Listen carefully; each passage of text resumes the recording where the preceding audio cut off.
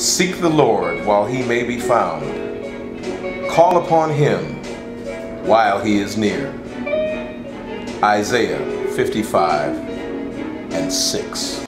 People often, or more often as of late, have been coming to ask me, man, what in the world are you doing with these video postings on YouTube? And why are you doing that? And why aren't you more heavily pursuing your career in music? And why aren't you doing all of the various and sundry other things that you could be doing in ways in which you could be spending your time? And in response to that, but first I'd like to read a couple of scriptures to share with you, and then I'll answer the question. First I want to go to the prophet Jeremiah in the book that bears his name in the Old Testament. The 20th chapter of Jeremiah, and I want to start at the 9th verse and end with the 9th verse. It says, "Then I said," and I'm reading from the New King James Version. By the way, thank you, Dr. Hill. I appreciate it and love you for the gift. Thank you. But the 9th verse says, "Then I said, I will not make mention of him," speaking of God, "nor speak any more in his name," in God's name. "But his word was in my heart like a burning fire,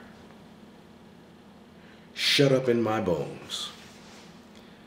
I was weary of holding it back." Then I'd like to go back. Oh, and it finishes by saying, "And I could not. I could not. I was weary of holding it back, and I just couldn't."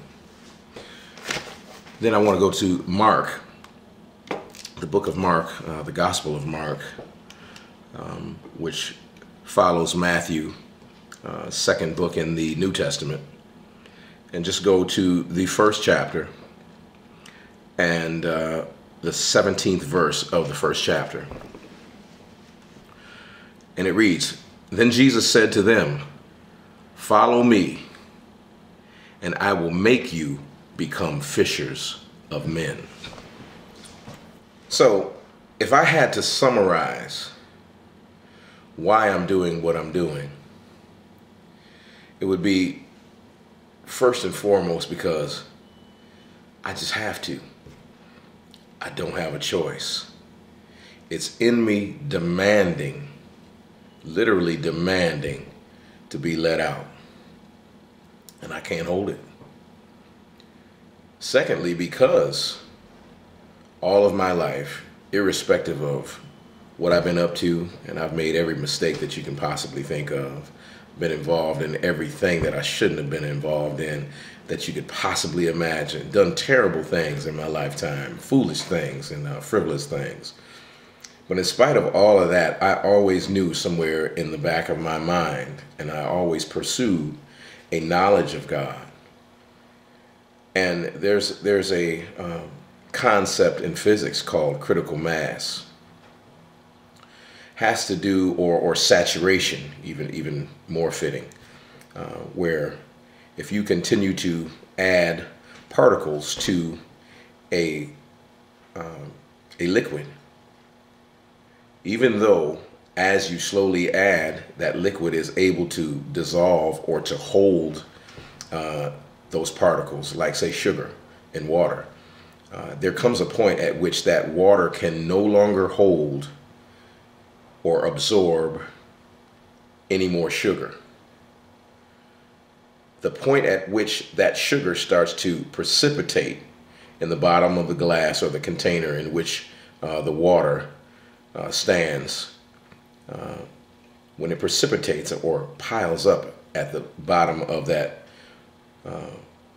container, that is its saturation point, right where that first bit of sugar starts to precipitate or show up in the bottom of that beaker, flask, glass, or whatever.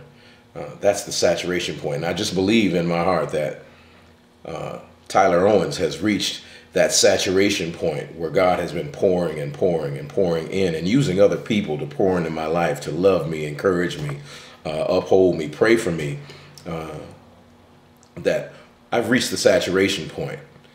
And I cannot, even if I wanted to, I could not keep from talking about the goodness of God, because it has been manifest in my life in every way that you could possibly imagine. And going back to Mark chapter 1, verse 17, Jesus says that you follow me and I will make you become fishers of men.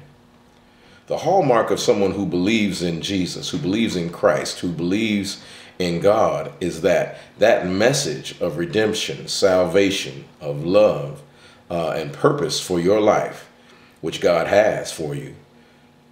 Once you receive it, once you start to believe it and start to actuate it in your own life, it's so exciting that you are driven, or should be driven, to share it with other people. So I do what I do because I have to do it. I could not be my genuine self without talking about God.